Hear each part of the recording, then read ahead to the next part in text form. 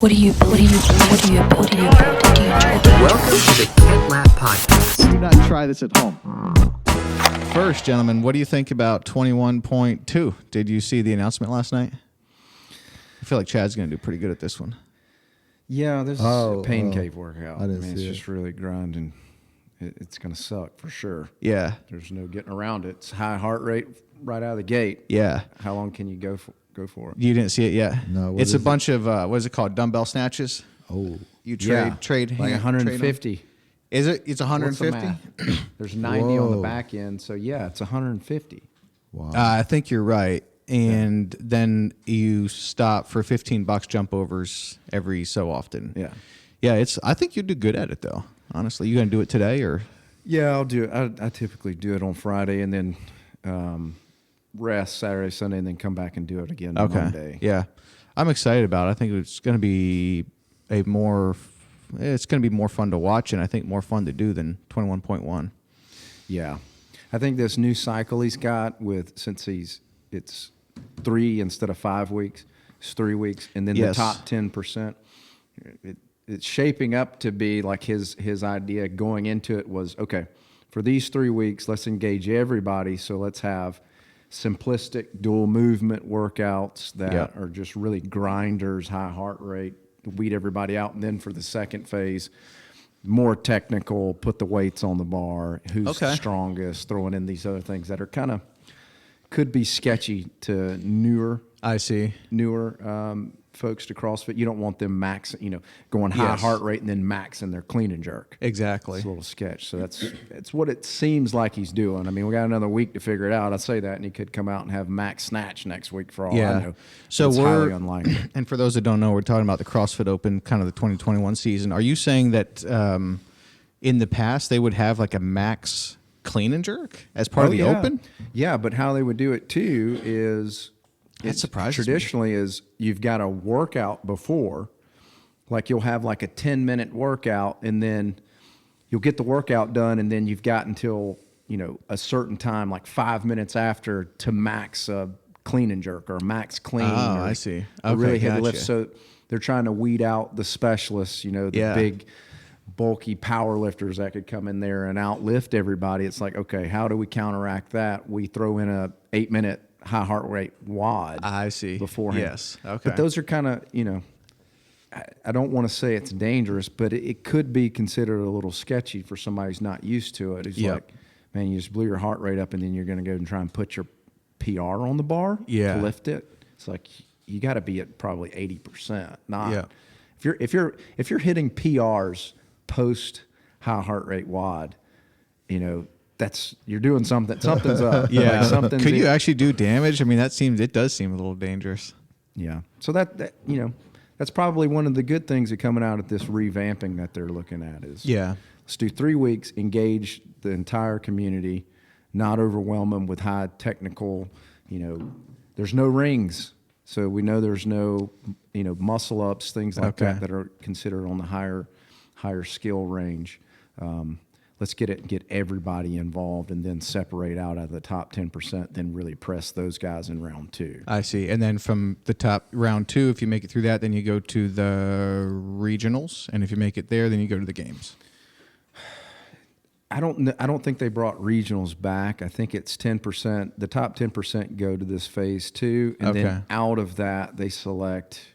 I don't know. I'd have to. I don't know. From there, you go to the games potentially? Yeah, I've sort of been looking at it just kind of in the incremental and focusing there. But Yeah. from there, they'll weed out and then take a certain percentage that goes to the game. I see. I followed it more this year than I ever had before. I feel like I understand the CrossFit system with the way the Open works and everything better this year than I ever have. And we've been really enjoying it. I mean, it's fun to have Marianne at the gym too. Like we were at the gym when they first announced the first one that Thursday night. Mm-hmm. Braden and Micah did their little head-to-head workout, and that was fun. And then tonight there's something going on at the gym. I mean, it's fun. It's a fun Yeah. time of year to be in CrossFit and follow it all. There's good community built into it. Yeah, I'm the bookmaker. But Yeah, it's that's not right. real money. You're that third party. Even though Tennessee, I think we can gamble. Sports gambling. Yeah, is we need legal a in third Tennessee. party. Yeah, so Which I is can you, open right? say, You're the So yeah, I'll be there You're the keeping books. I'll legit- bring my blackboard and have it up. Nice. There. I think there's some licensing involved. All right, let's get into it, guys. Thanks for being back on the podcast. So what's been happening is I had my head down pretty much since Christmas because we talked a little bit about this thing we're getting into now, which I haven't really talked about yet publicly, but we've been building out kind of what's the next gig, the next venture, and so I've been super focused on that and not following so the current events or the news so much as I have been. And just in the last 2 weeks, now I'm starting to hear stuff that sounded really strange, and I'm starting to read things in like the Wall Street Journal and about COVID and its origins and what's going on in China and the flu, and I mean the vaccine stuff is just coming out, but a lot of this stuff was interesting to start hearing it the last couple of weeks because I also heard it last spring and last summer and last year, but it was you heard about it in an entirely different manner. It was like, hey, if you're into conspiracy, I've got something for you. That was sort of the vibe, and it was sort of like positioned that way, it seemed to me, from mass media, and that's just sort of the talking point. That was the narrative. It was like, if you don't think this came from just a random fish market in Wuhan and then jumped from that to bats and then from that into humans, then you just must be kind of off your rails and not know what's going on or be into conspiracy and that type of thing. Yeah, without any evidence. Anything else is a conspiracy theory, but that's not. Yeah. That's right, exactly. Yeah. And so it's only in the last couple of weeks that it's like, well, this stuff is starting to come out through major news outlets. I mean, right here yesterday in Wall Street Journal, World Health Organization's hunt for COVID's origins stumbled in China. It's a full-length article in there about the problems that the WHO is having by actually going into China and doing an actual investigation. Well, this is stuff that didn't seem like it was okay to talk about last year. And there's a lot of things that didn't seem like it was okay to talk about last year, which is unfortunate. Well, yeah, not to cut you off, but my thing is why was it taboo to talk about a lab leak? Which for me, day one, it doesn't take Sherlock Holmes to figure this out to where you would want to focus your investigation. It's like, okay, have a breakout. The center of the breakout where the earliest cases are is in Wuhan, China. Just so happens to be where they have a level 4 virology and research institute. Yep. In the same city. Yes. These things aren't everywhere. There's one there. They're very remote, sporadic locations. So I was like, oh, okay, yeah, they made a mistake. And in February of last year, in the midst of an outbreak in China, the president of China announced that they must speed up the rules and regulations around lab research and viral studies right in the middle of it. So that was kind of weird. Yeah. But let me follow up on something. So why did it come taboo, that narrative, that a lab leak right there, and it jumped all the way to like you were a weirdo if you believed it came from the lab and not from a bat or from the market or what all these other narratives that are being pushed out? I'll tell you why. It's exactly because Trump came out and said that it came from a lab. Immediately, the major news outlets, I mean, look at the timeline on it. Immediately, the major news outlets start to pump the narrative coming from Chinese and coming from this guy. I've got to say, I read it yesterday, too. It was funny, the timing that we wanted to do this because it just came out yesterday. And this guy, there was one guy, this Peter Daszak guy, this zoologist and president of Eco Health Alliance. He was an American. He's an American. And he was one that early on after Trump made that claim that this virus came directly from a lab leak, he came out adamantly against that narrative, and he was pushing, no, it came from a bat. This thing jumped, and it came from the markets. It had nothing to do with a lab leak, which was weird. So immediately you've got mainstream news backing this guy right out of the gate because guess what? We're in a presidential election. We can't stand this guy. Let's get rid of him. Let's support and fully back this Peter guy. He's a scientist. Let's listen to the science. He's clearly he knows what he's talking about. Then you come to find out as things progress that this Peter guy has all these ties back to the Chinese Communist Party. He's got nonprofits in China and in Beijing. He's doing No all this way. work on there. So it's like, okay, this is a tainted opinion, clearly. Yeah, exactly. And, you know, for me, that's what bothered me the most about it, is that how mainstream media really backed this. Because it's like they put all the integrity behind trying to find out where the source of this thing really came from. That's a back burner to getting Trump out of office. Yeah. We're not backing Trump's narrative. So let's go in and make him look like an idiot and support this other claim from a scientist. Who cares if he's got ties? Yes. So That's a good point, but we're also seeing it in other arguments and debates in society, where if you don't believe the narrative, or you question the narrative, or you have scientists on your side, or whatever, it's, oh no, if you don't believe this, then you're a quack. Right. Kind of cut the debate, and where's the evidence? Let's have don't call people a quack. Produce evidence. We're seeing it in some of the science around global warming and what causes it and how much, and how good is the data, and how good is their model. There's all kinds of research about that from University of Alabama, from Stanford, from Princeton, and yet people want to just go with the the popular opinion, I guess. I don't know how you refer to it, but anything else is conspiracy. Well, when did this whole thing of using science as sort of a battering ram to get your way politically, when did this start? Because it for sure was happening last year. Yeah. Right or wrong or indifferent, there's no question. This thing was political out of the gate, which is very weird if you think about it. Okay, what's happening? A pandemic has originated in China. No one questions that. It's going around the world. It's killing people. No one questions that. We can have questions about case reporting, hospitalizations, deaths, how to go about it, how to treat it, lockdowns or not. We can have questions about that. No one questions what is happening here and where it came. But this is like a health thing. This is a public health thing.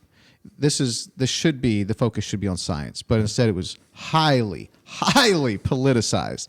At every level. At every level. And yes, you could say it was election year, and I'm sure that had a lot to do with it. But also, to your point, global warming has been politicized since before 2020, in years preceding an election year. There's almost like there's this trend now that's coming out where you want to try to use science to a political advantage, which is really twisted and gross and weird. Yeah. Where did this come from? How long has this been going on? Science has been used like this for a long time, because look at who funds some of the research that happens at universities. I mean, okay, so it comes back to money. Even one famous study I was reading about recently, which came to the conclusion that, I'm not going to get into the details of it because we'll focus on what we're talking about. Basically, that this food is not bad for you. But then the way that the test was done is they picked people that already had bad health. So they came, but it turns out that institute that sells that product is backing the research, and basically you can go buy your evidence, and corporations now have strategies around that where they go to fund various studies to give them the conclusion that they want, so they can go on the air and say this is not bad for you, this is good for you. It's we've politicized. Remember the famous food pyramid, where that's been political. What goes on there? Okay, so this is nothing new. So it's been going on for a long time, and basically you manipulate the information and you get your way. The government's been doing it. The corporations have been doing it through. Remember the scientists that used to tell us that smoking is not bad for you, and it's a genetic propensity that people have, and you go in front of Congress and testify accordingly. Okay. Studies were being funded by the tobacco companies, and years and years later, and the same thing is happening with global warming. And we have they've been on record for a long time with these models saying this is going to happen, this is going to happen. Actually, the opposite is happening. Plants are greener, the earth is getting greener. Apparently, when water vapor blocks the sun too, so as you warm, so there's a lot of data that should be contemplated. I don't have an agenda, but why is it now we shut down debate all the time? Because we don't believe the narrative. I thought that science was about questioning the narrative, putting out a hypothesis, having people question it, constantly testing it, because 50, 100 years later, sometimes we find out that the hypothesis hypothesis was wrong. Mm-hmm. You know? Okay, so this is nothing new under the sun. There's a precedent for this. There's been sort of a proven business model, so to speak, on this, where cigarettes, the food pyramid, other examples where the political parties are going to use science and studies to their advantage to get their way, or it might be because of money, or it might be because they're trying to make different decisions. But there's been this precedent for that, and now I just think of that. What's that quote? Something like, let no good crisis go unwasted, or whatever. That's totally butchering it. But so now we have this big crisis, which is a great opportunity to tie in where you want to go politically with what's happening. Yeah, that makes sense. I hadn't thought of the precedent being there before, point, but yeah, what Chad I see is it. saying is like, their political agenda was anti-Trump, right? So here comes a piece of information that they can criticize them on. So let's buy that. So you're basically shopping. It's basically picking information that agrees with your... And when you've got an engine like the mainstream media that, sort of caters to your side, we're talking about science. Let's circling back to the pandemic and the COVID outbreak and the origins of it. So it's not like all the scientists were in agreement saying that this thing jumped from bats. It was actually, when you go back and look at it, a very small handful group that was pushing that narrative, led by this Peter guy. But that's weird. And then you had this whole other batch of scientists like Jamie Metzl. He just did a great podcast. Yeah. You have these other batches of reputable, experienced scientists that are saying, no, I'm pretty sure that, the reasonable place to start would be at the lab. Yep. We need to get in there.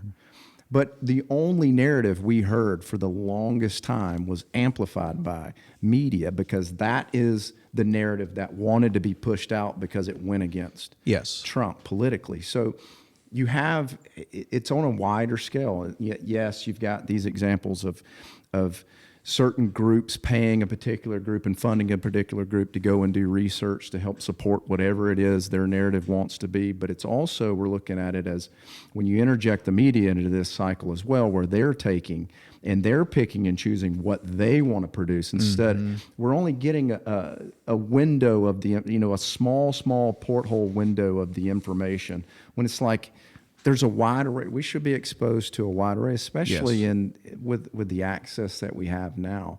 For them to just focus and hone in on such a small fact, a small area of this whole thing is just really strange to me of how this played out. But we're seeing it constantly now. Yep. We don't have all the evidence, okay? But what we've been picking up out of stories and in the paper and different stuff, right? So what we do know is that even 3-4 years before the coronavirus outbreak, 3 scientists from our embassy in Beijing visited Wuhan, and they warned repeatedly and paid a number of visits saying that, hey, there's an issue here of safety. That's number one. Number two is that we had a group of doctors in China, U.S. doctors, that saw a presentation apparently that was saying how they found they were actually able to find this coronavirus in a bat cave, and they were going to conduct research on it. And one branch of our government apparently was warned, and they were saying this is really a bad idea. So there's that. And then on the other hand, we have evidence comes out that as early as 2014, the NIH was funding what they call gain of function research, which essentially is when you take something that's only transmitted, viruses that are transmitted within animals, and they want to know how does it alter itself, or how do you alter it to make it jump into humans. Mm-hmm. And apparently we were doing this, and the Obama administration brought it to an end. And then as soon as Obama came out of office, the NIH refunded the study. And we have that link to the NIH website that shows that they recommenced those studies. Yep. So there's more than enough there to question just the narrative, yet people are quacks if they say so. Yeah, which speaks to the political motivation. So let me throw this out there. With all this known, this was all known before this pandemic started. We had all this information. We knew what they were working on there. We all understood. We even funded it to some degree, like he's saying. Mm-hmm. So to look at this thing at a really simplistic level, We know they're studying in this research lab this particular virus. They're studying strands of this virus, the SARS-CoV virus strand. We know they're doing research there. Where they're analyzing. They're there with it. Yeah. Okay. Where is the information on from? What have they learned about it? We haven't heard anything. Dude, that out of is this my lab. big question also. Within hours Yes. of this thing getting released out, who steps in and takes over the lab? The Chinese military's there. That's right. The It's military. totally taken over. Everybody else is banned. You ever seen the show, The First 48? 48 hours. No. The first 48 hours. Well, it's this show. It's on like true crime or whatever. Where the theory of the show is, if there's a murder, the detectives go in and they've got 48 hours to solve it. If they don't solve it in the first 48 hours, their chances of solving it drastically reduce. It's by like 90% because evidence goes cold. It erodes away, memories go bad, this sort of thing.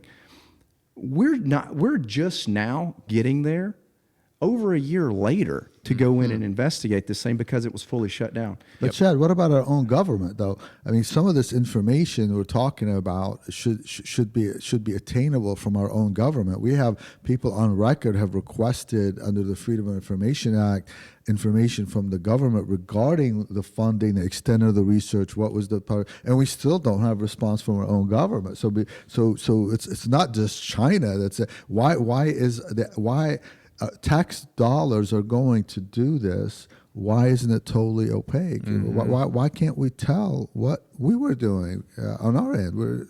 It's not just them. Yeah. Are you going to the place where if this did get leaked out of lab, but there's a high probability that was the case, China really screwed this up in a big, big way? Is that where you were going with your point there? I don't know how anybody, and I haven't seen any reasonable argument to refute that. I really feel like it's common sense that this is what happened. I mean, what's the probability behind, if this thing did originate through the zooionic, bat, jump, leap, or whatever, what's the probability behind this thing happening within a mile of a level 4? Extremely low. And also considering that Wuhan is not the most likely city for a virus to jump from a bat to human. Sure. It's way down on the list. I've Like there's also heard- others highly more likely. Yeah, exactly. And I've also heard too that during that time of the outbreak, it was during winter where that market didn't carry that particular bat. They weren't carrying these things. I mean, there's so many holes in this story. Yeah. And the fact that too, which China, is suspect in their honesty, obviously. I mean, for them to they immediately install their military, close everybody off. We haven't heard a peep from any scientists that came out of that lab. They've been, That's who right. knows where they are. Yeah. It's just totally silent. It's like, don't look over here, look over there at this market. You can have Yes. as much access as you want over there. Even this last trip, the investigation, we're finally getting, representatives out there to investigate it.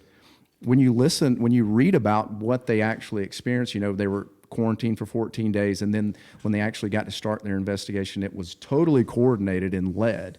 They were hand walked on where they could look. That's right. It was so much Chinese government oversight on this thing. So it's like, what did we really learn? It's if you were honest and upfront about it, I think on the world stage, we would want to know and share everything to make sure that we are avoiding this moving forward. Yes. We're getting none of that. And that's a good point that Fadi brings up is a lot of my animosity has been towards, China on this issue because they're the easy culprit because of where it started. And you hear about how some people there's analysts out there that are claiming that had China responded and been upfront and honest about this, they could have saved 95% of the COVID deaths. I heard that too. So it's well, of easy course to you get, could have. Of Well, course you the could have because protocol- if a pandemic's going to leak out of a lab and you immediately shut everything down and go bat crap crazy on closing this down, not letting this get out. I mean, it's like the compounding result of a virus like this. It's going to spread exponentially if this thing you need to clip it at the bud, so to speak. So of course it's on them. That's actually in the protocol that they're supposed to follow.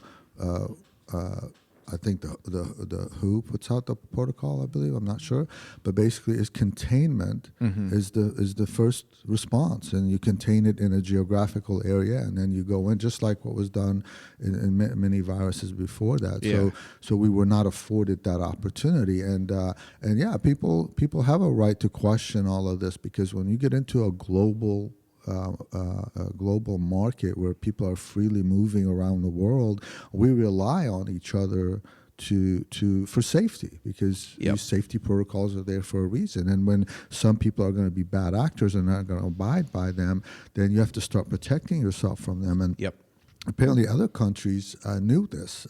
Taiwan immediately knew that they would not be getting the truth from China, and so they had their own, the Chinese stopped transportation flights and so on from domestically. Domestically, they shut down domestic, but international. We're good to go. No. Well, we got to let them get back home. It's like, time out, dude. You know this thing's back. Yeah. They shut down domestic travel, but not international travel. Yeah. Exactly. Well, that's interesting, because that then you start to question some motives, because that's the one thing I think that's a different kind of conversation. We can get into it, but there's the one conversation which, where did this come from? What's going on? How did it start? What's the actual science? And then there's the question of, was it done on purpose or not? And what would be the advantages for or against? That's a more subjective conversation.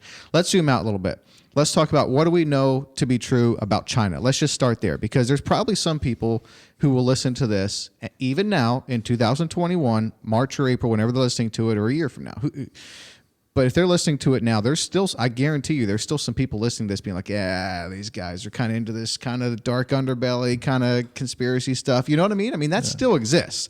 Let's be honest. I mean, it's less. I think more people are open to this, but it still exists. But what do we know to be true about China? Okay, there's no question this came from China, so we know that. All right, so here's a country.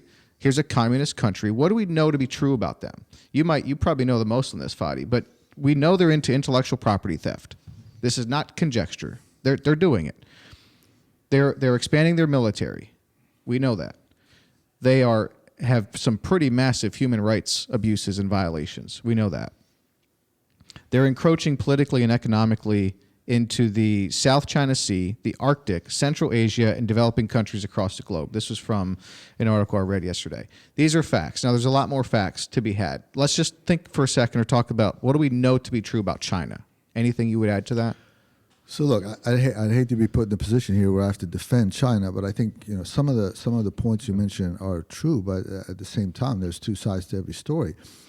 If you look at the geographical map of the world and look at where we locate U.S. bases and where we have fleets, we basically surround China. So I would be nervous if I was them too. Building up of the military. We outspend them by a factor of 3 or 4. They're light years away from catching up to us. So I would take issue with like China. Well, it's official that China now has the largest navy. Light years. But I mean, experience in war and a lot of other things come into it. But anyway, I don't debate that. But yeah, if we're taking odds on a fight, I still take us. Don't get me wrong, but there's no denying that they are amplifying everything that Kent just mentioned. Their military, their navy just surpassed ours. They are spending much more now on these type of defenses. Absolutely. They are. They're increasing their budget every year, and they can, because they have a trade surplus with the world. But my point is that we spend them by, 3 times more. Okay. So that makes people nervous. When we are a powerful country with a powerful military. So and it does. We have a lot of friends in the region, and the more aggressive China is, the more those people kind of cuddle up to us, because that's their safety valve. Let me ask you this. So let me just finish with one point. So. Societies progress gradually over time. Mm-hmm. They're not at the same point in time as we are. Sure. And at some point, you could have criticized the United States for doing many of the things that the Chinese party. And yeah, it is a one-party system, and they've basically made a deal with their people that we will bring up your standard of living if you go along with our rule. And they have to deliver on that. But what you don't appreciate is, just I think people have to appreciate, is how many more jobs China needs just to get their people. They still have a huge portion of their society is still working on farms, unproductive farms, and they have to be taught, educated, urbanized, And I saw a picture recently of a job fair. It's actually a picture from 2019, pre-COVID, of a job fair, and it looked like 1 million people were there. Golly. I mean, it's just people. So they that's what they're focused on, and we see their actions and interpret it through our eyes how they. But now that doesn't stop us from negotiating better deals or standing up to all these infringements that you're mentioning. But let's face it, we haven't done it in the past. Stood up to them? No, they were admitted to the World Trade Organization in 1990 and as an emerging market, so lesser rules applied. So actually, lesser rules do apply to them. To this day? Yeah, to this day. Okay. So this is not something that's out of control or they're forcing us to do. We planned this all along. The idea was that we bring them along, we trade with them, and they will soften up with time, and they will become more like us. And maybe their speed and their direction is different than what we have in mind. But I'm not justifying what they're saying. But the way you change these things is you stand up to them and then you negotiate out. And what's happened is it's become kind of an emotional argument. But they're just doing what's best for their people, and we should be doing the same. That's really all it takes. Well, they're doing what's best for a subset of their people in the long run. I mean, they're not doing what's best for all of their people in their country, because they're doing a lot of bad things to some people in their country. Well, and they certainly aren't doing what's best for the world. I mean, just with what you were talking about with the intellectual property theft that is just rampant in there. We see how they're hacking. This circles back to you talking about what they're spending on their military versus us. I truly believe like they have a different thought process and angle on military. Yes, they know they need to bulk up their Navy, but they're doing things more on the technology side of things. We look at all the hacks. They're getting super sophisticated, way more sophisticated. This latest Microsoft hack that they did, just gathering large amounts of data on us to see what they can get usable out of. That's not good for the world economy. I mean, that's not how you interact. I agree with you on that element that they're doing what's best for them, but they are doing what's best for them and them alone. There's no question about that. Shouldn't we be questioning why our system is so vulnerable?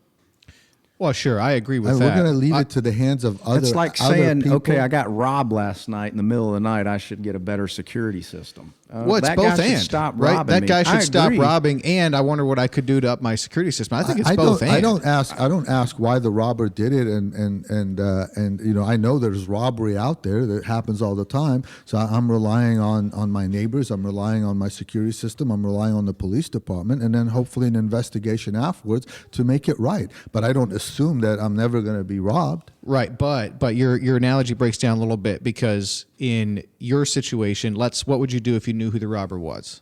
I would do. Then you would take action, Absolutely. which is we know who the robber is. I wouldn't here, stand back right? and say, "Well, he's doing what's best for him." Yeah, I think what's dangerous. would- Here's what I think is most dangerous about China is they are smart enough and disciplined enough and have power enough and can dictate things enough to play a long game. We have an awful time playing a long game in this country, because every 4 years or whatever it is, it's public opinion and there's just this turnover and churn. We still can. So far, we successfully have. How long can we? Who knows? But they're playing a long game here. And that's what I think, that's an underappreciated fact in America. America's sentiment, we don't have a lot of appetite for long games and patience and stuff like that. I mean, they're trying to be the world superpower by 2049 is what I read recently. How, who did that come from? I don't know. Do I believe it? Yeah, kind of. And I mean, they're doing stuff like now they've implemented this program to take their young men and make them more manly. Like to buff them up, like to not be so metro or whatever. Like, did you see some of that? That's kind of Like what? Like the it's called popular CrossFit way. gyms everywhere. I don't know. Well, I don't know what it is. You look at the pop music group that's out there. You look at these guys and you have to do a double take. I mean, I'm not bashing that, but supposedly that's in response to that sort of wave that's taken over their culture. So, what could be some of the motives with some of that stuff? Taking a long game, trying to beef up, and meanwhile, America's over here in turmoil. Like, you can't really, I mean, we are just so... Dude, we are so not focused on China. We're battling ourselves. We're battling right now over which bathroom to use, and they're just sitting back. And it's hilarious to even think about that problem even surfacing in China. How easily it will be stomped out immediately. Yep. And here it is an ongoing debate that we've been in for 2 years. Here the big exactly. Whose credit it was saying? It was asked. Why'd you rob the bank? And his answer was because the money was there. Remember, what I'm saying? So you're asking why they rob our data, because it's an easier way to develop things. That's why they do it. Okay, that's true. But you're forgetting here what we do. I mean, we invented this stuff. I mean, these tools they're using, most of them we invented. Yeah. Snowden, I mean, remember all the stuff Snowden released? I mean, we were spying on our allies at meetings. But yes, but we did that, Fadi, because we were taking the moral high ground. Right. We knew how to make good decisions and when to interfere and when not. Like, we knew better. There you go. So now we get to the point. Yeah, I agree that I see what you're saying. I agree. Fadi. Here's what concerns me. Like, this is the one thing that concerns me is in this country for some time now, we have been much, much, much more focused about things that are going on in this country, how we're treating each other, how to go about handling differences among us, whether that's skin color or gender or bathrooms or the differences between the rich and the poor. All of these are actually very important issues. We should be concerned about them. It just seems to me like we are all consumed with them, and we've forgotten about the fact that we are one country on this big earth, and there's other things out there, and it's possible that if we don't keep the long view in mind and keep kind of being aware of what else is out there and what might come to get us, at some point the scales might tip and it might be too late. And then we're like, well, crap, we were so focused on what we had going on. Here you had China, you had Russia, you had these other countries actually playing some sort of a game and creating strategy to basically have us attack ourselves from within, and then at some point actually come and there's some kind of attack, it's too late. I agree with that. I think you're right. I think that's a possible outcome here. The world has been on a mission to create jobs and improve the lives of their citizens. And when you do that, you look to see where's the largest consumer in the world. You want to sell to them. So they've been after our jobs and our consumption for a very long time, and we have not protected or negotiated very good deals. And you can see that in the data when you look at the sort of the median earning power of an American since 1970. Depending on what quartile you look at, most people on the lower end of the spectrum of from like a gross income, whatever, are worse off than they were in the 1970s. And then you take that and you add up the fact that we're paying it takes about $6,000 per person for health insurance. So you need a job that can afford that. $15 an hour doesn't swing that, And then what about education? College education now is outrageous. And so yeah, I think you're right. We've taken because we had it made. Yeah. And there comes a time where you do have to wake up. And I think the country's waking up to that.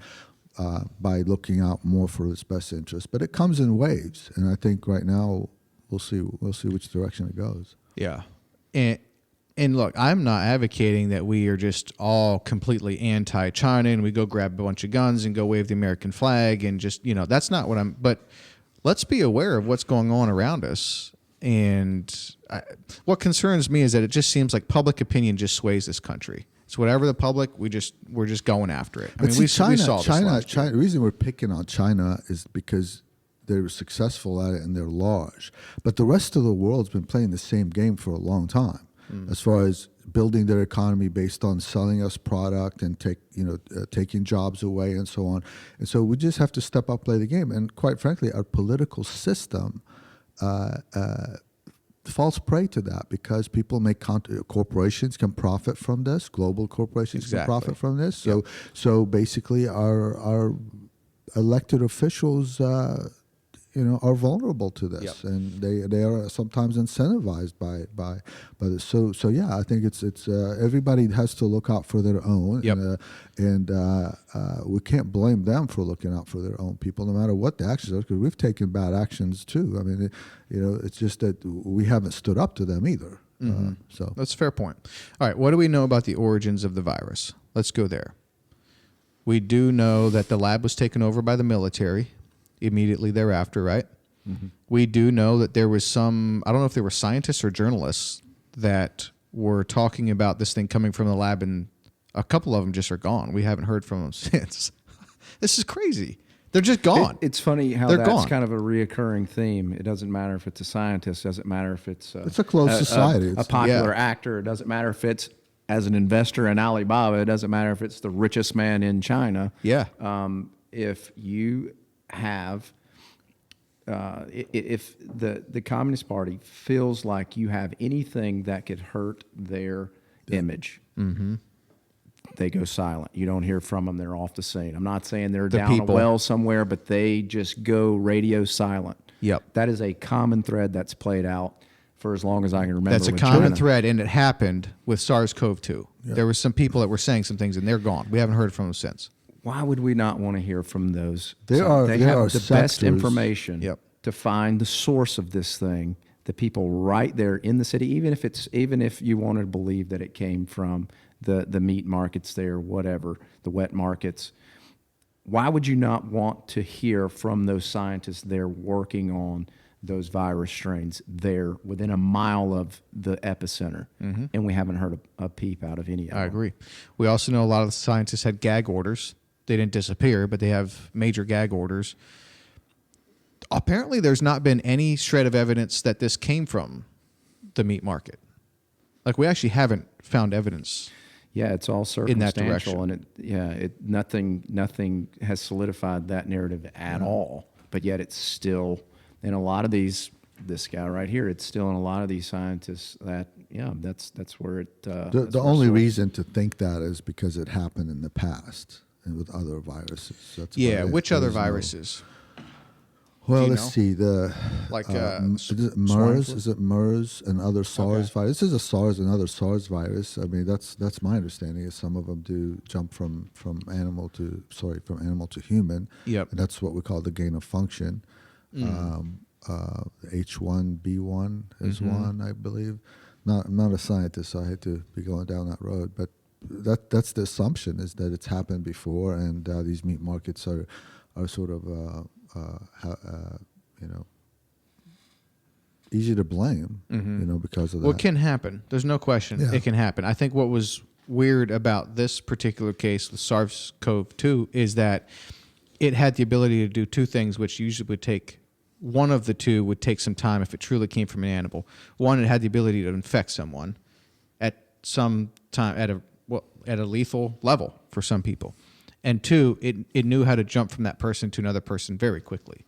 And my understanding is when this does come from a bat or an animal, it takes some time to figure out how to do both. That's my Exactly. understanding. But There's this a was doing significant both right out of the gate. evolution process for that virus to be able to come into human contact and infect them. To make that type of leap, it's not. Yes. What we saw in this particular case was immediate. Immediate. So that has alarm bells written all over it. Yep. Coupled with the fact that I've seen no one yet come out supporting the wet market narrative that doesn't have a reason to support it. An ulterior motive to support that. China, these particular scientists, the handful, all of them with ties to supporting a good image of China. I'm okay with investigating. I think we should investigate everything. But it would have been great. My point is, it would have been great to investigate, have open access, not in an effort to bring China down and sort of ostracize them and be the whip up on these guys. That wasn't it. I mean, I think any reasonable person would say, let's immediately hop in there, investigate everything, investigate the wet marks, investigate obviously the research center, because this on a global scale, look at the impact it's had. I mean, so many lives lost on it, businesses, economies crumbled. It's huge. It's like any reasonable person would want to find the solution to prevent this thing moving forward.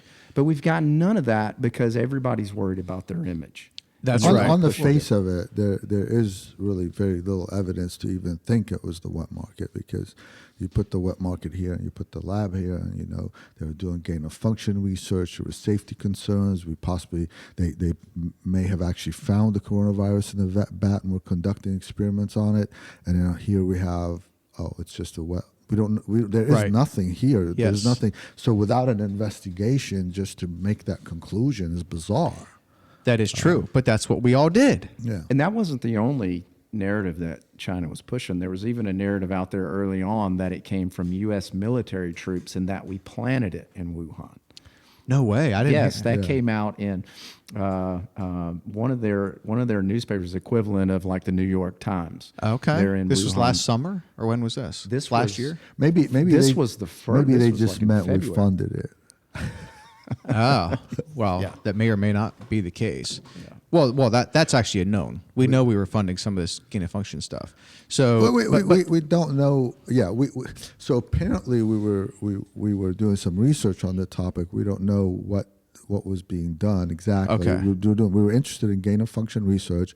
It was concerning enough that the Obama administration put a halt to it. So obviously it's not benign. Okay, so we know that. Or at least we think we know that. And then on the other side, we know that this group that's mentioned in this article was getting about $3.7 million to spend. But this may have come at the back end of the coronavirus. I'm not sure. So the thing coming from the wet market was a hypothesis. The U.S. military planting it in the Wuhan area was a hypothesis. Another one I heard recently, which I hadn't heard before, was that it came from frozen food somehow. foods, yeah. What do you know That's the anything latest, more about greatest. that? Is that the latest one? I think it started fizzling out because they couldn't find any shred of evidence that would support those I claims. mean, when It's you like, take- well, it could have come from frozen foods. It's like, But hey, wh- can we get in the lab, please? Dude, seriously, when you stop and think about this is getting crazy. There is that a lab, theory- and we keep coming up with other reasons where, how about this, and how about that, and how about this? Why can't we get into that lab and do something decent? I bet that theory came from somebody that sells fresh produce. Oh, trying to go against like frozen foods? Yeah. Hey, it might be. So apparently the World Health Organization did go in the lab last summer, and they were there for 4 weeks. 2 of those weeks was quarantine.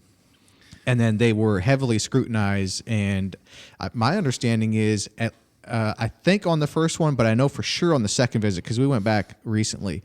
This is crazy, but I know on the last visit, the Chinese Communist Party had, what do you call it? Basically veto power.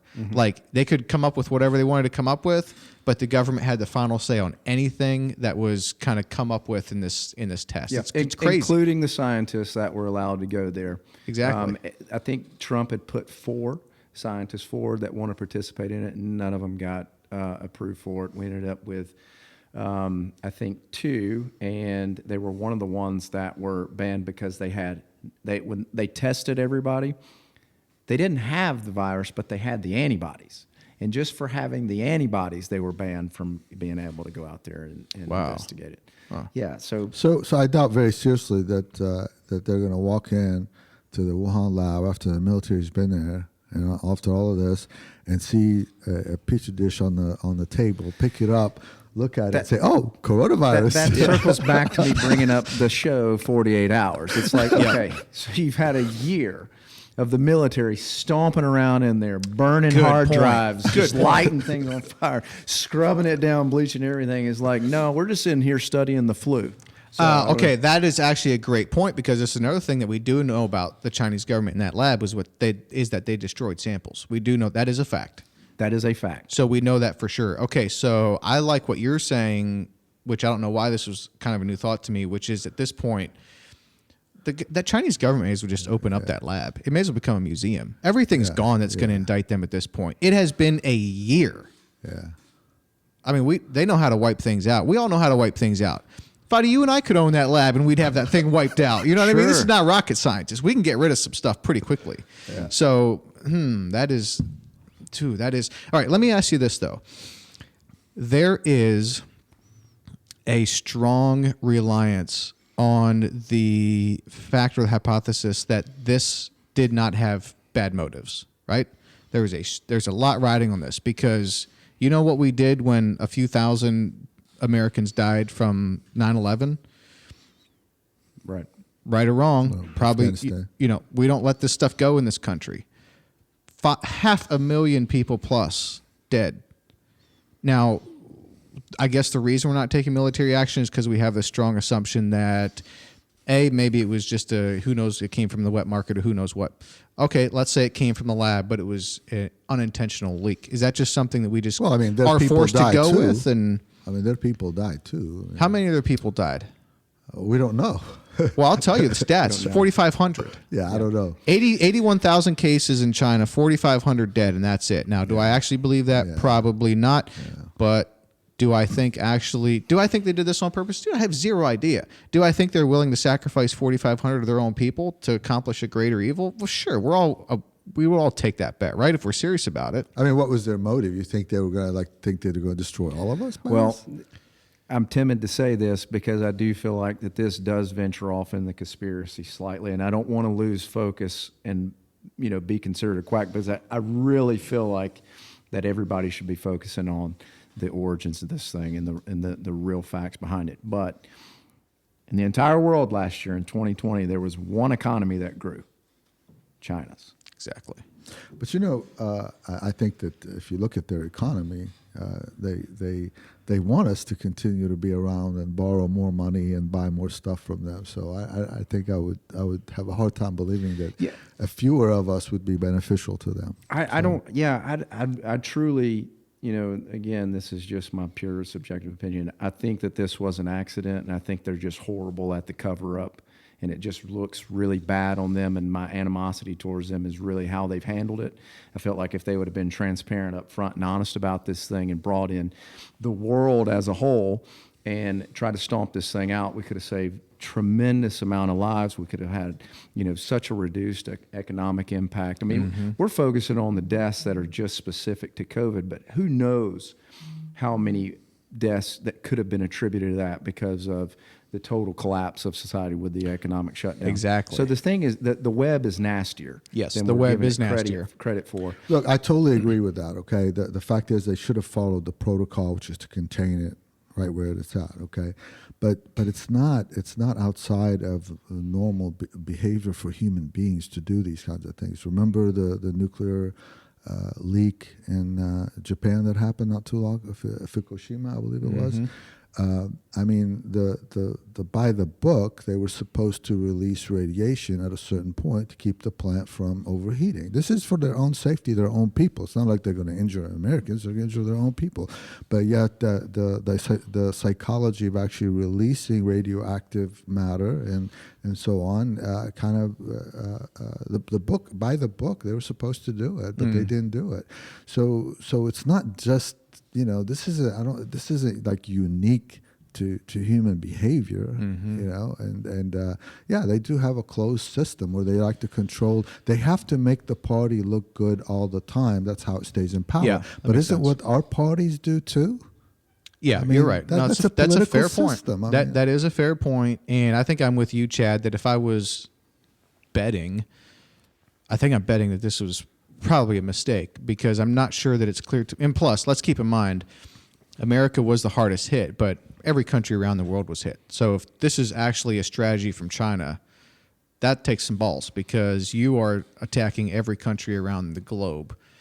Now, do I think they have those balls? If there's really a good end game in mind, possibly. Well, but that circles back. Okay, if this one was a mistake, you still have to remember, what are they doing with this virus strand there? Why are they, is it good research, bad? There's a lot of conspiracy that has been, or narratives been pumped out of that as to what they were doing with it in particular. Were they working on this thing to try and be preventative for global use? Or was it looked at as and I've heard this, I'm not saying I support it, but as a future opportunity for a type of weaponized use? So how would this meeting go? Let's use our imagination for it. So let's say the CCP knows that they have this devastating virus that could kill people in the world. And they sit around in a meeting like we are right now and say, okay, we're going to release this thing. But just to make it really cunning, we're going to release it on our people first. Yeah. I mean, they wouldn't know the outcome. I mean, they can't. How would you do that? Oh, Fadi, I totally disagree with They that. knew the outcome. That it Dude, would if never they knew that they had to endure 81,000 cases and 4,500 deaths, but they knew how to lock it down. But part of that was because it originated here, no one would ever pin it on the fact that this is a offensive outreach. Dude, come on, man. You and I would come up with that. Let's be honest. Yeah, they take. I would not come over that. They take that deal. They take that deal. Okay, here's a question. I think you mentioned this a little bit, or you alluded to it. Here's one thing I do not understand. This thing was being studied. We know that for a fact, right? So we do know that. And who cares whether it came from the lab or whatever? But particularly if this thing came from the lab, then where was the benefit of all that research? Exactly. Everyone was like, I don't know what's going on with this. It took us a year to kind of get some handle around this. We still don't have much of a handle on it. I mean, cases are going up and down. By the way, they went down in January before vaccines ever started to kind of roll out, which is another thing I didn't quite understand. But here we got some vaccines. Apparently the cases are dropping. Yesterday spiked up a little bit again. But by and large, I have not heard, I don't think once, of any information or read in a paper or heard on any podcast or anything where because of this study that we've been doing since 2014 or before, here's what we learned about it and here's what we implemented when this thing broke. It was as if we didn't know anything about this. It's not just that study. I mean, we're spending, hundreds of, just the U.S. alone spends $700 million a year on the WHO. Then what about the CDC's budget, the NIH's budget, everybody else? And then when this thing rolls out, they come up with all these guidelines. And then you look at what research they have, for example, around masks. It doesn't come close to replicating how humans use masks or how we. So you mean to tell me we spend all this money, but we never bothered to figure out? Okay, let's see how these things transmit based on. Let's just categorize them based on size and how airborne they are. Whatever. There's no research. We put hamsters in a cage and put a screen between them. That doesn't equal breathing. The square footage of the room. And then you can look at that across all of there. We come up with all these guidelines. I mean, Nashville admitted at some point that the very few of the transmitted cases were happening at restaurants and bar. But at first, that's where they went out. And shut those down. Mm-hmm. It turns out that it's people's homes that are more responsible and construction sites. Who would have thought? But, so we had so little for all this money that we're spending. You would think we would have better protocols. Mm-hmm. Well, that's what I just don't. I can't come up with a very good plausible explanation for that. Right out of the gate, I mean, it's proven that we were really ignorant in how to treat this thing.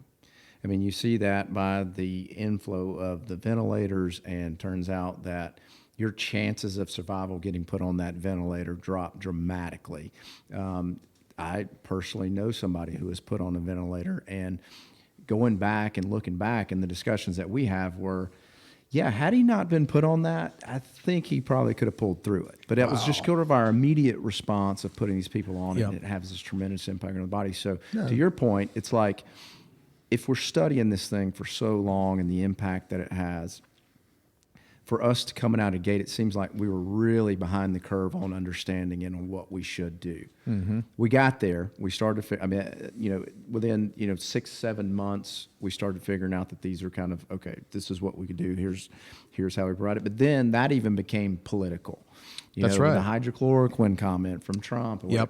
It's proven that it does have some benefits. Yep. There's people that have supported it because Trump said it. Let's push that. That's not good. Yes. Anything coming out of his mouth, let's put it in this pot over here as not reasonable, factual advice. I think and that's kind of the way our political system works too. I mean, whatever position one party has, the other party takes the opposite position no matter what. It's just like we're gonna, the minute Trump shut down travel to China, he was criticized for that. Good point. And it's not just Trump. It's whether it's on, you cannot be a good person if you believe in legal immigration. I mean, that's repeated all the time, right? Yeah, So, you want to make these jumps on taxes. You want to make these jumps on, individual rights, things like that, to politicize it. Okay, no problem. But when we're talking about a global situation where lives are at stake, it shouldn't be politicized. That's right. It shouldn't. You made the comment earlier about, never let a crisis go to waste, never let a good crisis go to waste. At this level, transparency and honesty, I don't care what your political party is, should be at the forefront, because your life's at stake as well, your family's life's at stake as well. But it seems like the way that we've evolved in this and how we've gotten so politicized in every aspect of it, that we're now treating these crises in the same in the same fashion. It's just really concerning. Is really an understatement. I agree. Because if we're willing to do it at this level, what aren't we willing to do it at? And then depending on what camp you are, you just start to distrust anything out of this camp, but it could have been vital information that could have helped solve the problem. I really wish that we could get to a level of, I don't think we'll ever be able to avoid this political environment that we're in, to where we've got these multiple camps. But I would love for us to get to a point where we can take these sort of uniting moments, like 9/11 was a great example. There was no political lines after that event. Taking these, I hope that we're able to come together in events like this and share and be upfront and honest, and not have ulterior motives for what we want to follow and investigate and research. But I don't know. I don't know if we can go back. See, I think that's is the new normal. See, and that's very concerning, because if this is the new normal, when there's attack from the outside, whether it's by accident or on purpose, and we can't rally together against that attack, that's a problem. Huge problem. That's a huge problem. Divide and conquer. There's so many things that we've talked about here, and a lot of you can circle back to like 5 different issues. It's like, that's kind of a divide and conquer scenario. Yep. Many U.S. historians point to Vietnam War and Watergate as changing moments for the American psyche and how they thought about their government, because prior to that they were more naive, more accepting of their government. So that happened, at that point. Is it possible that now that we moved that trust out of the government, sort of become, but then we moved it into, we trust our media, we trust our journalism, we trust our open society to flush these things out, and now we've reached a point where we're now waking up to the fact that all these things can be manipulated too? Maybe this is just another wake-up call. All right. Vietnam, Watergate. Now we're waking up to this is a sort of a realization, and accordingly, the same way with trade. I think we're waking up to the fact that, hey, this is being gamed on us. Okay, I like that. That sounds a little bit more optimistic, because if we're waking up to some of those things, which the internet did expedite that. I mean, without the internet, how would we have ever known to mistrust mass media? If you look, even like some of the shows coming up on, about social media and how people are being manipulated by it, we've become much more aware of the fact that we are manipulated. Yeah, but I'm with you. But I think that the amount of people that have, quote unquote, taken the red pill and woken up and have sensed it, I feel like they're in the minority on this. I still feel like the vast majority of people don't understand that these outlets are, I mean, look at what's just happened in the last year with big tech and how they're silencing particular groups and things like that, just because they don't agree with it. They feel like it refutes a narrative that's playing out there. So now you've got these policemen.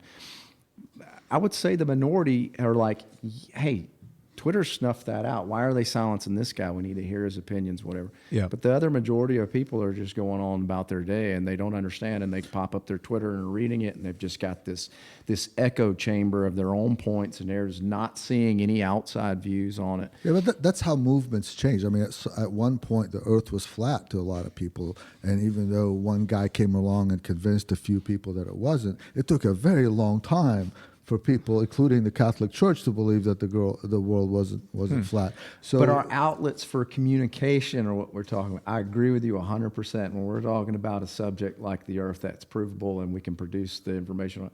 But I'm talking about what I'm saying is attitudes. what the issue on the table is the form of communication in itself. Yeah. We're saying a minority of us are saying, hey, this is manipulated. This content, your education, the things that you're learning from this particular communication system, whether it be News, CNN, but it's MSNBC, showing up. It's showing up in manipulated. surveys. It's showing up in surveys. Like, you know, it used to be that journalism had a very high reputation, and you asked people you trust, you know, ABC, CNN, whatever, you'd get like a 60, 70 something percent trust factor, and now that's plummeted. You know, just like it looks Right. very similar to do you trust the congressman from the other state? You know, Sure. So or are they going to Alabama and asking somebody, hey, do you trust CNBC? No, 0%. Well, what about Fox News? 100%. Same Right. thing in California. It's But like- Yep. I mean, we've heard it too. It's like all I read is the Washington Post. Everything else is garbage. It's like, I don't know. If you look for outside sources to refute a lot of stuff that they're pushing, so it's almost like you've got to take in. Yeah. It's almost like we're asking the normalized American now that has, you know, if they got kids and all this, they've got this small window to educate themselves. It's like, well, to properly educate yourself, we're going to need you to go through multiple sources. You need to watch CNN. You need to watch Fox News. You need to read the Wall Street Journal. You need to read the Washington Post. And then you need to go through all that data and shit and then sort out your own opinion from That's that. right. Spin. Yeah, It's and just that's an crazy. unreasonable That thing to is ask. unreasonable. It really is. Spin is a form of brainwashing. I mean, it's a Yeah. control of information, right? Who are we talking about right now? Are we talking about the United States or China? Well, we're talking about the United States with how we have a distrust of media. I see what you did there. You got me. All right, let me ask you guys this. Well, I guess it's an observation and a question. But the good thing is we have eradicated the flu. I don't know if you guys knew this. Yeah. Did you know that? I heard, yeah. Okay, so COVID-19, that was one of the So positive apparently things. the COVID virus also infects the flu and kills it. Nope. Yeah, Shit. it's one virus. Oh, that's a third opinion. That's my conspiracy theory for the day. Because I was told that the flu's gone because we're all wearing masks. I've been. I was that. told it was because we're staying home more and we're wearing masks. Yeah, the Yeah. flu's down. So just Because so you, we transmit coronavirus at home, but we don't transmit the flu. I got it. Okay. Oh, okay. I hadn't thought of that. But no, seriously, the flu season, okay, is September to May. So first of all, little weird that this flu has a season, you know, but it does. It's September to May. 2017 to 18, we had 45 million cases, 61,000 deaths. 18 to 19, we had 16.5 million cases, 34,000 deaths. 19 to 20, we had 38 million cases, 22,000 deaths. September of 2020 through so far in 2021, 1,500 cases, 450 deaths. Is this because we can't tell the difference between COVID-19 and the flu? This is Or is it because what's the Because- alternative? That it's a cure? so we've What do you mean that it's a cure? The flu's a cure? so we've thrown out two narratives out there. Fadi's narrative, that's new to me.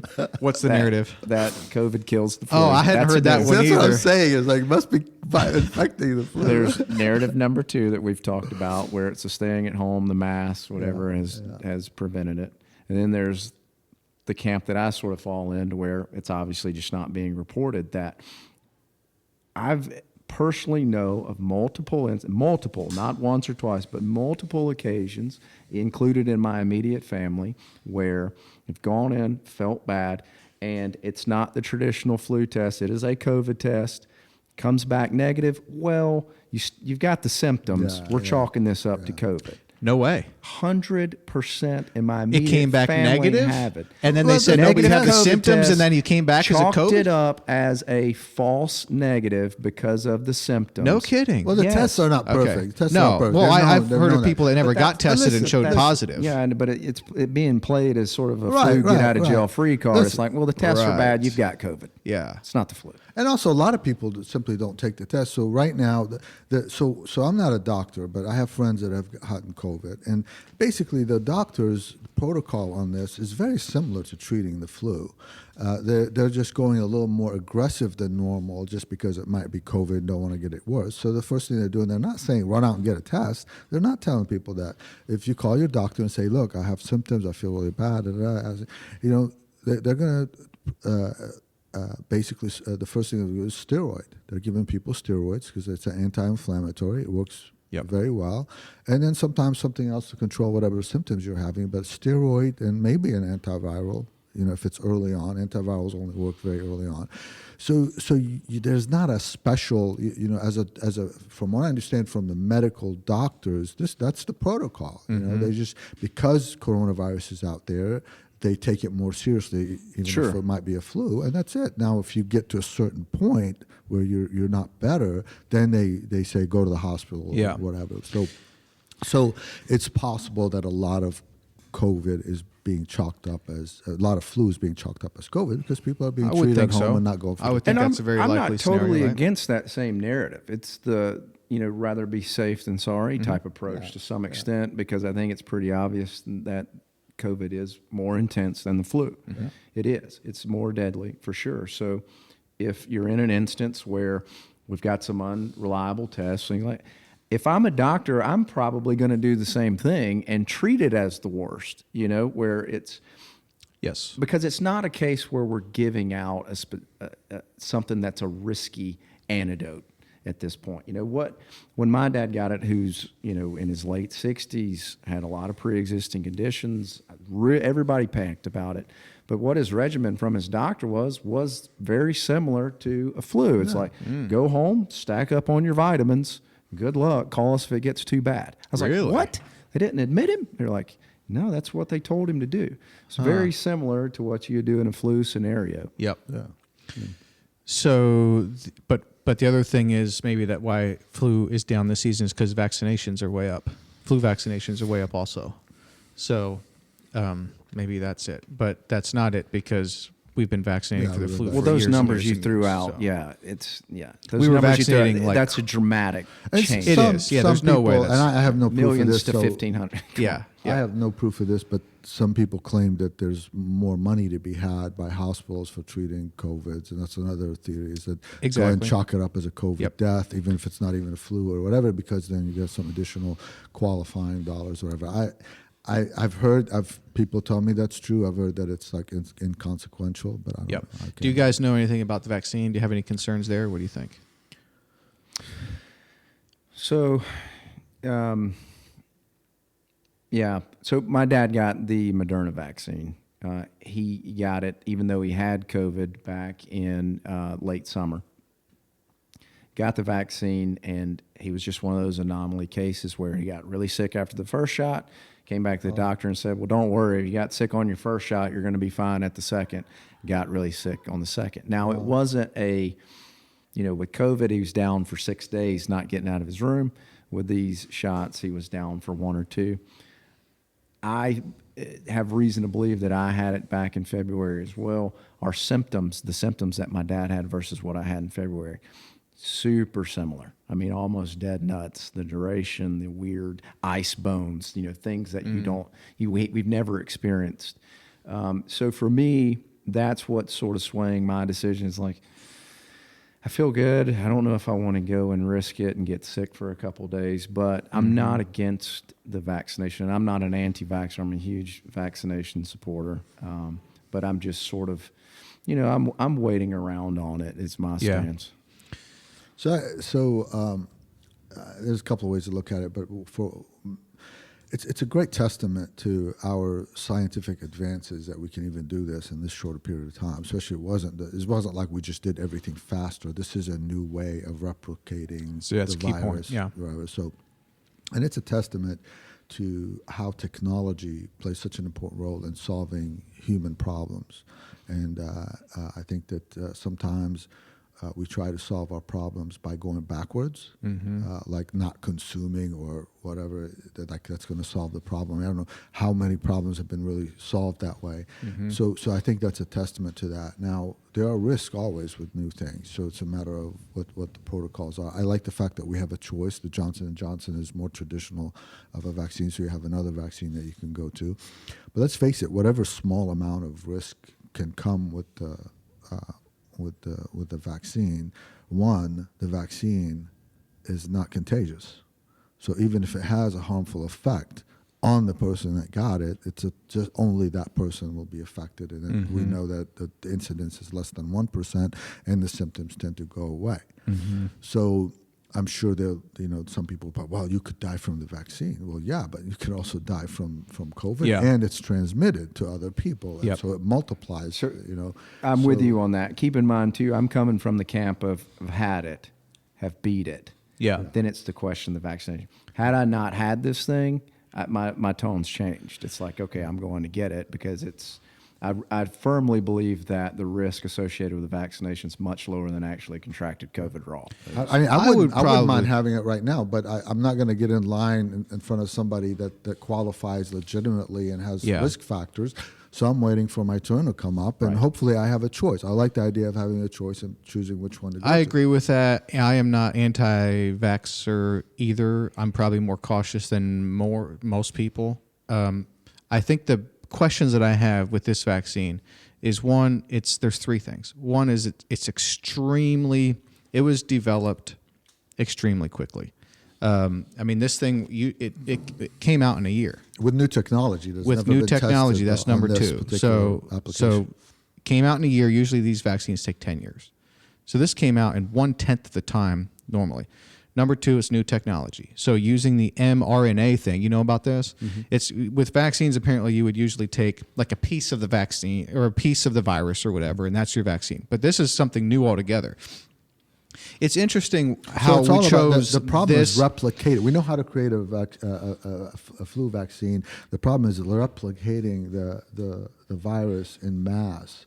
And so Exactly, PCR, yes. I believe, is what it's called. It's and the guy that invented it actually was not for using it for this purpose. So, but I'm not a scientist, so I don't want to Okay, go down that yeah. road. But he was not for using it for this purpose because his argument was that you don't know what else you're replicating when you do that. You Well, only yeah, look- but you you're only also see what you look introducing for. a delivery system into your autoimmune system into your body. So one, it's new technology. We've never used mRNA technology in a human vaccine prior to this. And it could be that technology was just so ready at just the right time, but it is interesting why we're using something that's developed so quickly in such a broad deployment with a new technology. It's a little concerning. I suspect it's probably fine. It's probably like a testament to our technology. That's probably what's going on here. But let's Exactly. not We've advanced. We have advanced, but let's not pass over the fact that it's new technology. It developed in 1/10 of the time, and it's rapid deployment. Okay, it's extremely rapid deployment, and maybe this is very good. Everything's totally fine. This is what should happen and is happening, and it's probably the case. But let's not pass over those three So things. you're right on all these points, but the reason obviously it was adopted fast because the consequence was that but we did do large trials, 30,000 people, whatever, and the reason they came up with the 6 months is because in the past. When they have had an issue with a vaccine, it usually came up with usually you saw the symptoms within the first 6 months. So that's why they set that date to follow those people. And now, since we've been rolling out the vaccine, Yeah, we but actually that's have with a more different data. technology entirely. Of course, Right, you're going to see right. the Well, you results in do 6 have- months if you're injecting with a piece of the vaccine. But this is mRNA. But Do we you know do how this have- is going to affect us 10 years from now? We have no idea. Well, I'm not a scientist, so I'd like to understand things I'm putting in my body. I'm very picky about what I'm putting in my body, so I will admit that with things like this, it is somewhat concerning because I don't understand it. But let's face it, some of the vitamins I put in, I don't understand how they extracted them. So there's a limitation there. But we do have a choice. The Johnson and Johnson vaccine is a more traditional vaccine. It's less effective, which is probably more than enough. It's more. It's less effective. It's not 95%, but it's over 70% effective. My understanding is, and the flu shot I take every year is about that. So I'm comfortable with that. And the bottom line is I think the questions we should be asking is like. Are we going to shut down society every time this happens? What's the future protocol going to be? Why not protect the vulnerable instead of shutting down society? So these are choices that we made. One of the concerns that I have about the vaccine and not opposed to people taking it. People seem to be very happy about taking it. They're posting on social media. I know a lot I'm of fine people with have that. taken it. I know a lot of people have taken it too. I mean, do your thing. If you I'm not sure that those people taking it, they're super happy, post on social, know the science behind it, and maybe that's okay. They just have a high level of trust in areas that I don't necessarily have that blatant trust.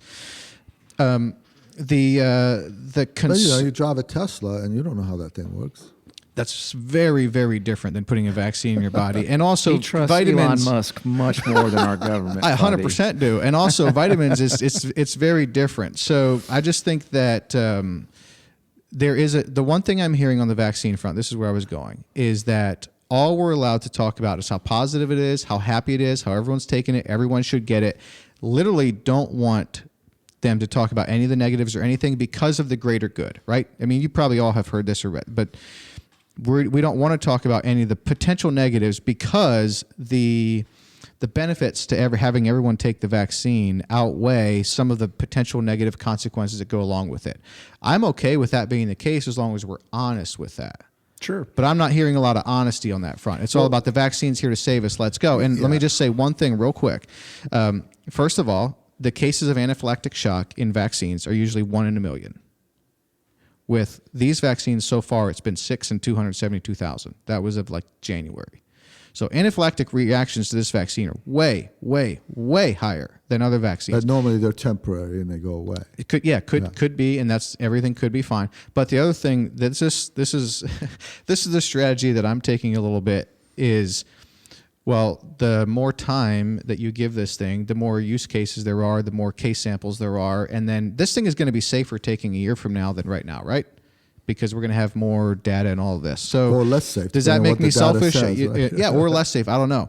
But the CEO of Pfizer didn't visit Israel in December because he hadn't gotten his vaccine. This is the CEO of the company. And why is that? It's because he said he wanted to wait his turn. Really? One shot? And you are the man in charge of this company? Now, we're criticizing people for jumping their turn, and you can't. No, come on. He's the CEO of Pfizer.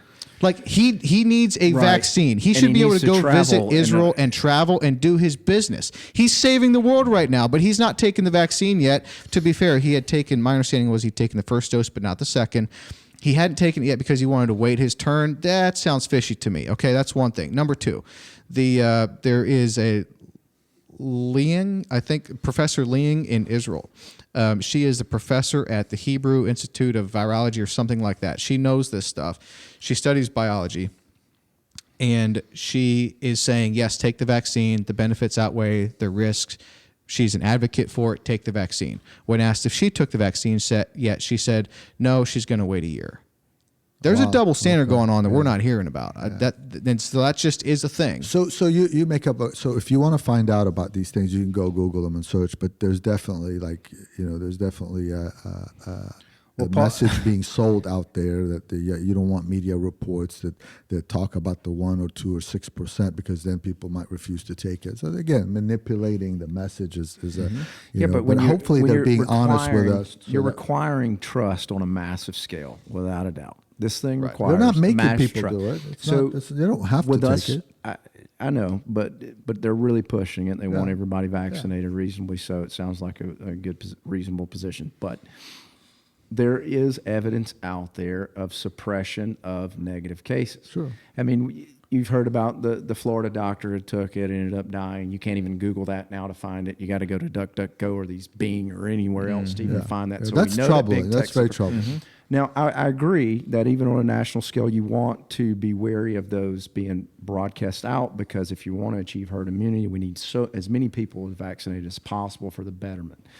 But we're sitting here, and for somebody reasonable to look at that and see that these things are being suppressed, coupled with the fact that the Pfizer CEO is not taking it, coupled with this lady in Israel, coupled with these high-profile people that are like, yeah, I'm going to wait my turn. You know, I'm only in my mid to late 50s. Mm-hmm. I'm just going to hold back and wait and let the elderly take it first.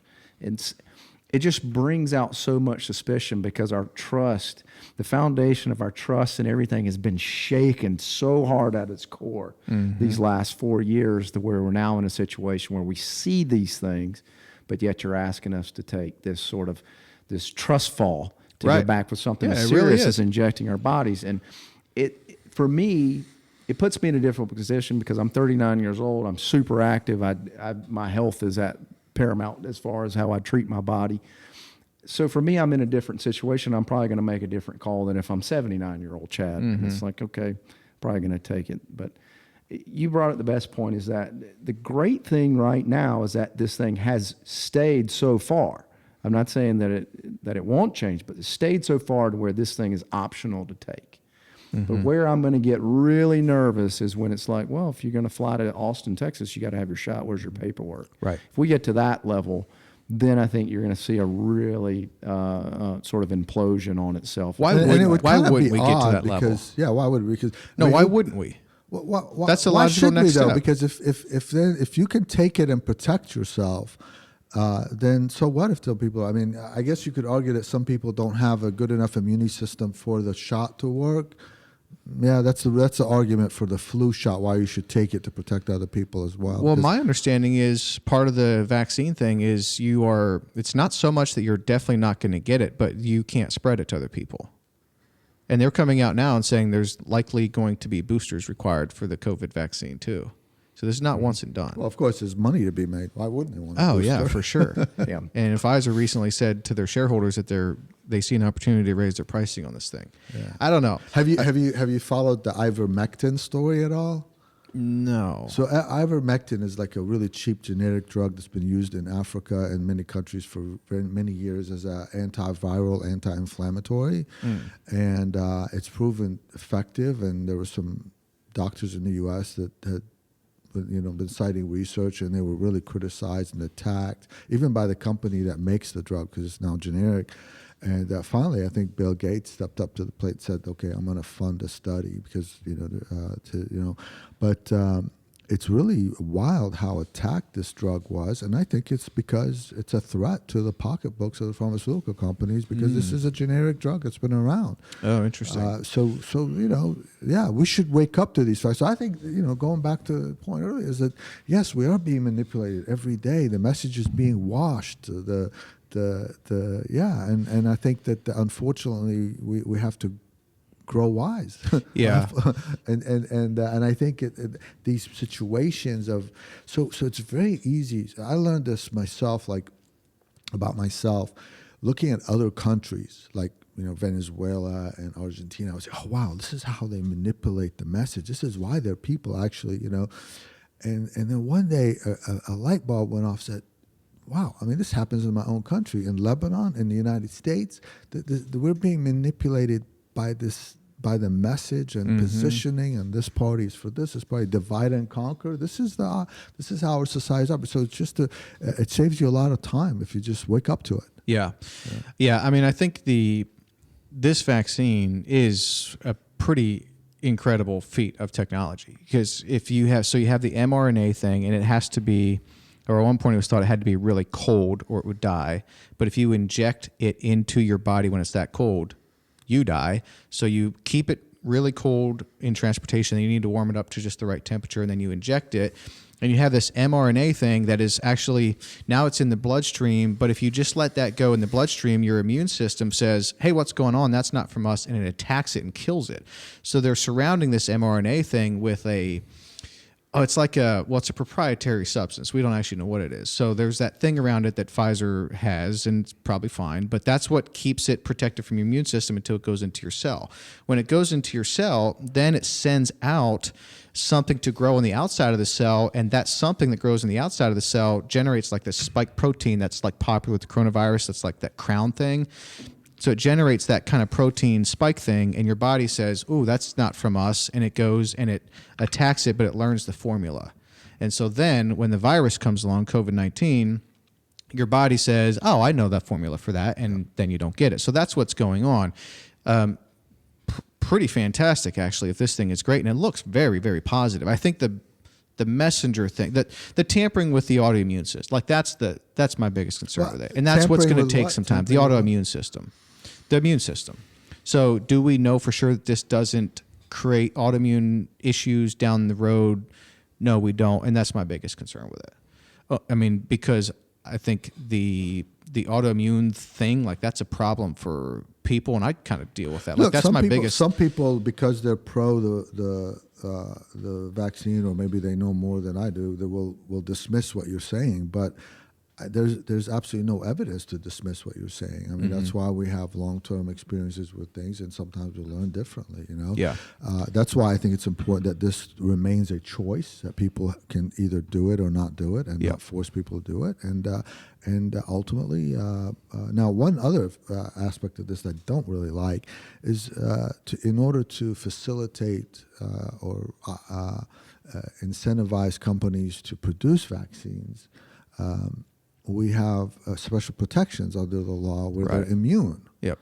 And I don't have a problem with that. I mean, you're paying all these are not vaccines that are like the flu vaccine that are like cheap. These are government paid upfront money to get them to do all this, and they're selling it for a profit, and they're so on, and yet there's no liability on their part. I think that's a little much. I think that concerns me.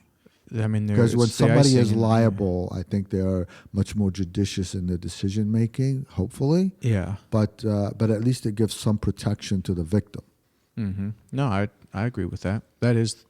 I'm not exactly sure why that is. I've heard that it's because that gives them incentive to make a vaccine. Right, because vaccines, if they had liability, they'd never do it. The traditional vaccine, there's not much money to be made off of it. So laws were put in place to protect the producer, so they would go ahead and do it, and it's not a big deal. It was judged as good for society.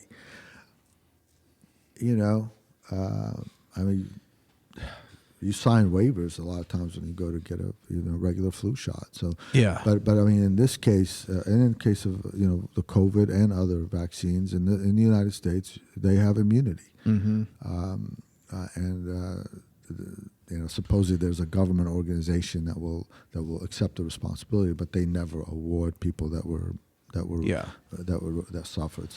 So that concerns me. Chad, what was the biggest thing that concerned you, even going back a year or last summer?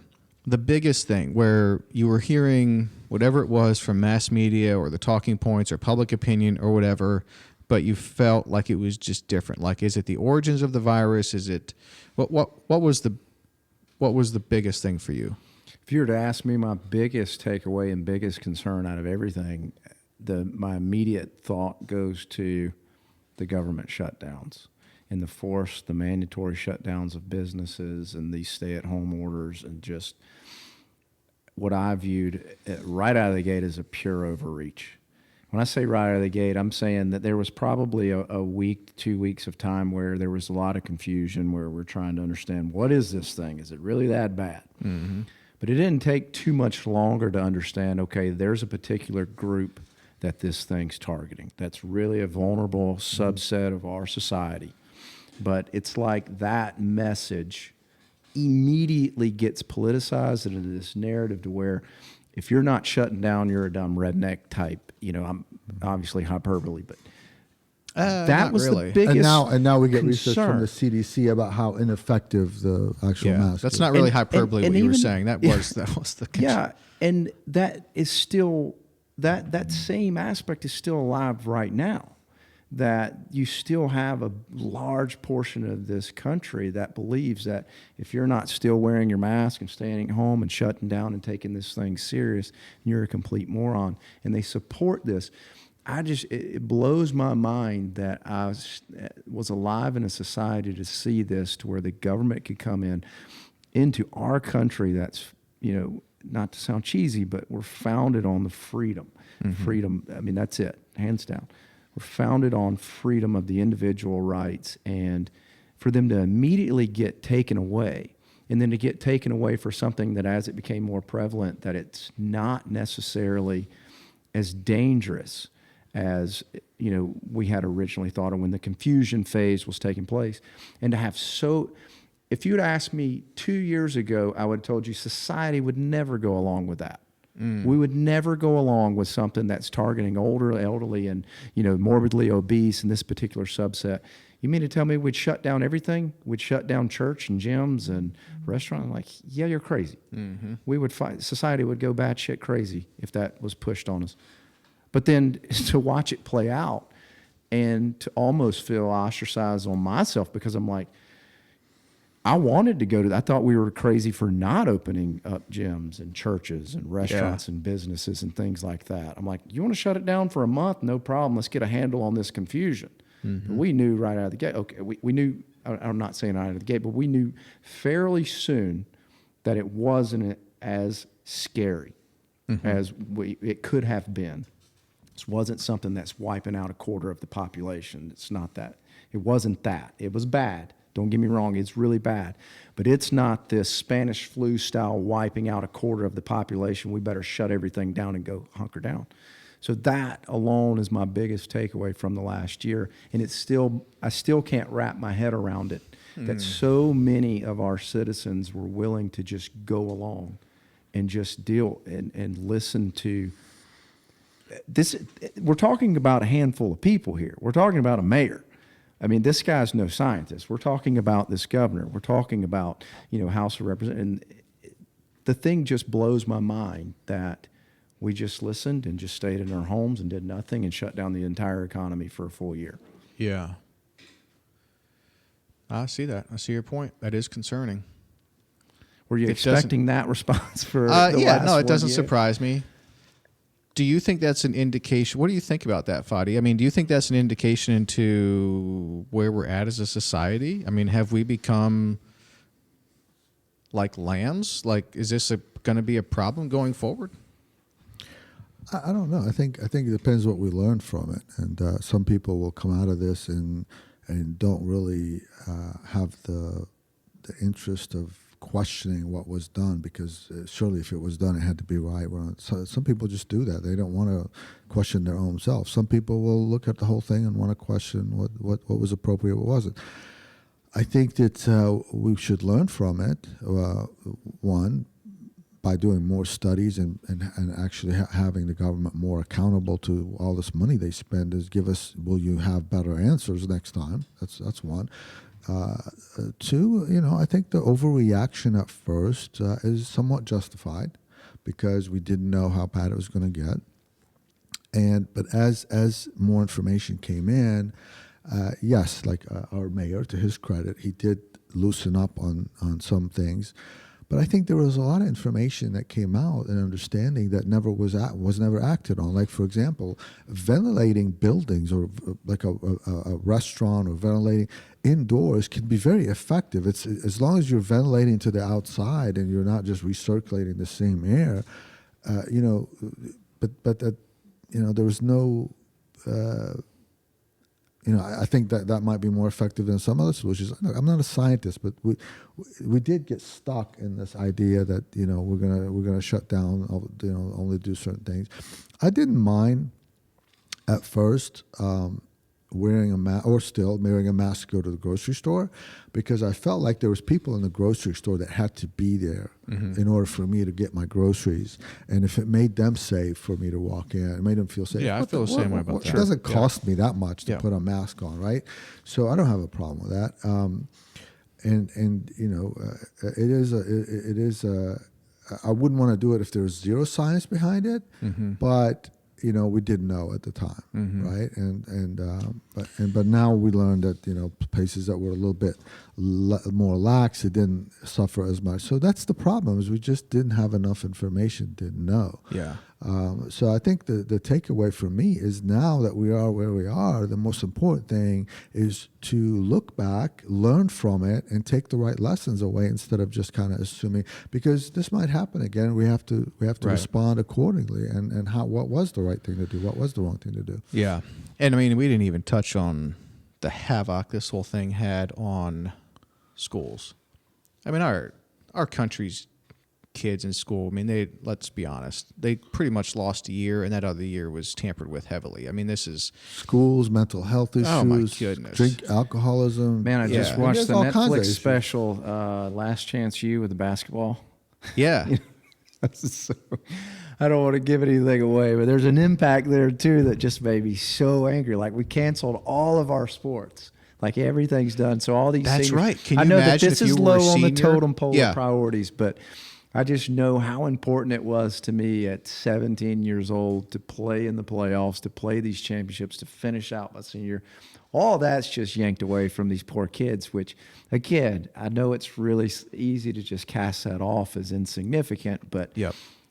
those a real cost. kids are going to remember that. They're going to be telling this story, and it's not a good story. They're going to be telling this story, in the 60s, 70s, 80s.